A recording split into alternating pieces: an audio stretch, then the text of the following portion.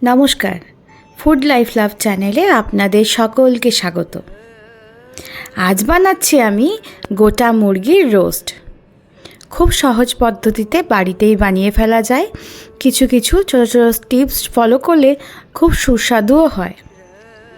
দেখতে থাকুন আপনারা কীভাবে স্টেপ বাই স্টেপ বানাতে থাকছি। প্রথমে একটা আস্ত মুরগিকে দোকানে কেটে ভালো করে পরিষ্কার করে নিয়ে এসেছিলাম। সেটাকে আধ ঘন্টা মতো ভিনিগার জলে ডুবিয়ে রেখে দিয়েছিলাম।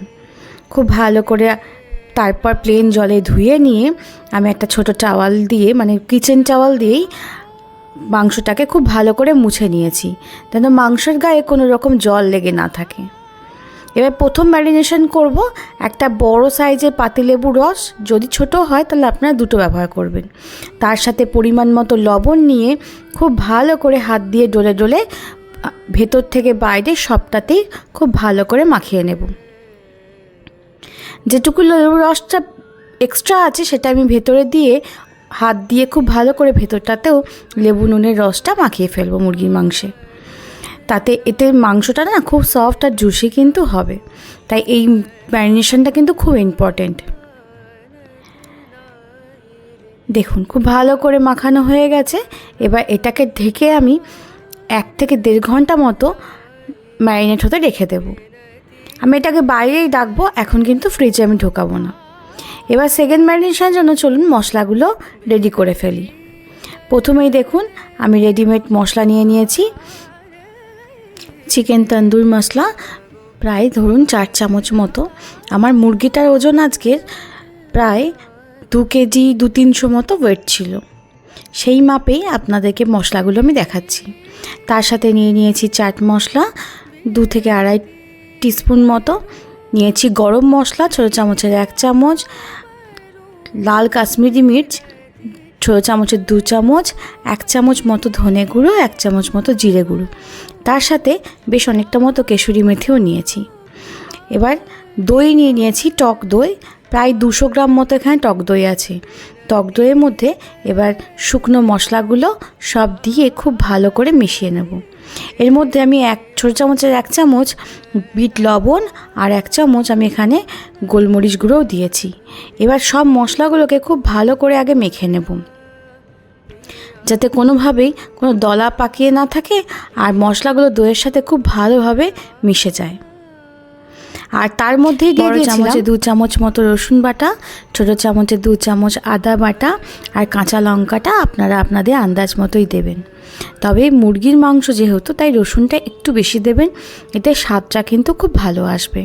এবার সব মশলাগুলো একসাথে আমি খুব ভালো করে মিশিয়ে নেব, যাতে কোনো রকম দলা না হয়ে থাকে। দেখছেন খুব ভালো করে ফাটিয়ে নেবেন। আপনারা বিটার দিয়েও মেখে নিতে পারেন বা হাত দিয়েও করতে পারেন। আচ্ছা, হলুদ দিতে কিন্তু একটু ভুলে গেছিলাম, তাই অল্প একটু হলুদ গুঁড়ো এর মধ্যে অ্যাড করে দিলাম। তার সাথে কালারের জন্য কাশ্মীরি গুঁড়ো লঙ্কা তো দিয়েছিলাম, কিন্তু আমার মনে হচ্ছিল রঙটা একটু ফিকে এসছে আর একটু কাশ্মীরি গুঁড়ো লঙ্কা দরকার, তাই অল্প করে দিয়ে দিয়েছি। এবার তো মাংসটা ম্যারিনেট করা তো ছিলই আমার। এবার এর মধ্যে মাংসের মশলা দিয়ে খুব ভালো করে মাখিয়ে নেব। আচ্ছা, একটা কথা বলার, যেটা একটা বড় মিস্টেক হয়েছে, সেটা হচ্ছে আমার যে মাংসটাতে না কাট লাগাতে ভুলে গেছিলাম আমি। তো মশলা দেওয়ার পর মনে পড়েছে যে মাংসটা চিড়ে দেওয়া হয়নি। আপনারা যখন প্রথম ম্যারিনেশন করবেন, প্রথমে জলটা একটা কিচেন টাওয়াল দিয়ে মুছে নেওয়ার পর আপনারা ছোটো চাকুর সাহায্যে বা যে কোনো কিছুর সাহায্যে আগে কাট লাগিয়ে দেবেন। যেখানে যেখানে সলিড পিস আছে মনে হচ্ছে মাংসের গায়ে, সেখানে সেখানে একদম ডিপ কাট লাগাবেন, যাতে মশলাগুলো একদম ভেতর অবধি যেন খুব ভালো করে ঢুকে যায়। দেখুন অর্ধেক মশলা আমি প্রায় লাগিয়েই ফেলেছিলাম, তখন খেয়াল হয়েছে যে মশলাটা লাগানোর আগে আমাকে কাটটা দিতে হতো। তাই একটা ধারালো চাকু দিয়ে আমি খুব ডিপভাবে কাট দিচ্ছি।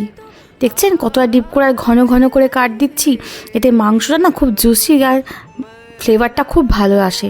মানে সলিড পিসটা খেতেও কিন্তু খুব ভালো লাগে।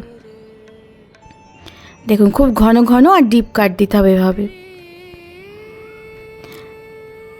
তাহলে কিন্তু রোস্টের খুব ভালো স্বাদ আসবে। চারিদিকটাই দেবো, লেগ পিসেও দিয়ে দেবো, যেখানেই দেখবেন আপনার মাংস আছে সেখানেই কিন্তু কাট লাগিয়ে দেবেন।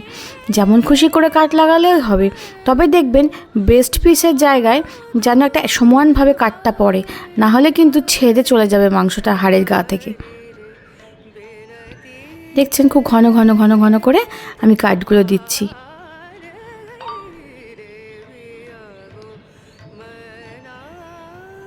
খুব ভালো করে কাট লাগানো হয়ে গেছে। এর মাংসটাকে মশলার সাথে খুব ভালো করে হাত দিয়ে মাখিয়ে নেব। আপনারা কিন্তু ডোলে ডোলে একটু সময় নিয়ে মাখাবেন। আমি প্রায় 10 থেকে 15 মিনিট মতো মশলাটাকে হাত দিয়ে মাখিয়েছি, যাতে মাংসের মধ্যে মশলাগুলো খুব ভালো করে ভেতর অবধি ঢুকতে পারে। যেগুলো কাট লাগিয়েছিলাম সেই অংশগুলোতেও আমি কিন্তু মশলা আঙুলে করে কাটের ভেতর ঢুকিয়ে দিয়েছি। দেখছেন খুব ভালো করে ম্যারিনেট করা হয়ে গেছে। এবার ম্যারিনেট করা হয়ে গেলে এটাকে কিন্তু 1 থেকে 1.5 ঘন্টা মতো আমি ম্যারিনেট হতে দেবো। আপনাদের যদি হাতে টাইম থাকে তাহলে ওভারনাইট ম্যারিনেট করে রাখবেন, তাতে কাজ অনেকটা সুবিধা হয়ে যায়, কিছুটা এগিয়েও থাকে, আর কিন্তু খুব ভালো করে ম্যারিনেট হয়ে যায়। আজ আমার হাতে সময় ছিল না, তাই একটা ক্লিন র্যাপার দিয়ে র্যাপ করে এটাকে আমি 2 ঘন্টা মতো ফ্রিজে রেখে ম্যারিনেট করে নিয়েছি। অবশ্যই নর্মাল ফ্রিজে রাখবেন, ডিপ ফ্রিজে কিন্তু ঢুকিয়ে দেবেন না। দেখছেন একদম এয়ারটাইটভাবে আমি ক্লিন র্যাপ দিয়ে র্যাপ করে নিয়েছি, যাতে কোনোভাবেই ভিতর থেকে কোনো বাষ্প বেরোতে না পারে আর বাইরে থেকে কোনো রকম কিন্তু হাওয়া বাতাস ঢুকতে না পায়। এবার ফ্রিজে রেখে দিয়েছি। 1.5 ঘন্টা পরে দেখুন খুব ভালো করে কিন্তু ম্যারিনেট হয়ে গেছে। এবার একটা বড় পাত্রের মধ্যে আমি বেশ খানিকটা বাটার দিয়ে দিয়েছি। আপনারা সাদা তেলও দিতে পারেন, এতে কোনো অসুবিধা কিছু নেই। এবার মাংসের পুরো মশলাটা ওপরে গায়ে মাখিয়ে দিয়ে পুরো মাংসটাকে আমি কড়াইয়ের মধ্যে নিয়ে নিয়েছি। এবার আর কিছুই না, আমাদের 80% মতো কাজ এখানেই হয়ে গেছে। আধ ঘন্টা এপিট ওপিট করে পুরো 1 ঘন্টা আমার ঢাকা চাপা দিয়ে সিদ্ধ করে নেবো মাংসটা আগে। খুব ভালোভাবে যেন ভাপেতেই সিদ্ধ হয়ে যায়। উল্টে পাল্টে মশলাগুলো মাখিয়ে চাখিয়ে ভালো করে সিদ্ধ করে নেব, কারণ কোনো রকম যেন মুরগি ভেতরে কাঁচা মাংস বা কাঁচা ভাব না থাকে। দেখছেন খুব ভালো করে উল্টে পাল্টে কিন্তু আমি সেদ্ধ করে নিচ্ছি। আর একটা জিনিস, আপনারা কিন্তু একটা হাতা দিয়ে বা খুন্তি দিয়ে উল্টাতে যাবেন না, তাহলে কিন্তু মাংসটা সিদ্ধ হয়ে এসছে তো ছেড়ে যেতে পারে। সেই জন্য আলগা করে আলতো হাতে 2টো স্প্যাচুলা বা হাতা দিয়ে উল্টে নেবেন। আরও আধ ঘন্টা আমি উল্টে ঢাকা দিয়ে রেখে দিয়েছিলাম। খুব ভালো করে কিন্তু প্রায় 70% মতো আমার মাংস কুক হয়ে গেছে, আর গন্ধও বেরিয়েছে খুব সুন্দর। এরকম অবস্থায় আরও একবার নাড়িয়ে চাড়িয়ে নিয়ে মশলাটা গায়ে একবার মাখিয়ে দেব।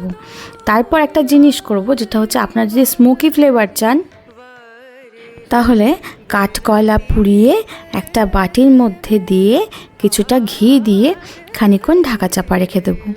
অবশ্যই গ্যাসের আঁচটা কিন্তু আপনারা বাড়িয়ে রাখবেন, কমিয়ে দেবেন না। আধ ঘন্টা এভাবে রাখলেও কিন্তু স্মোকি ফ্লেভার খুব ভালো করে আসে।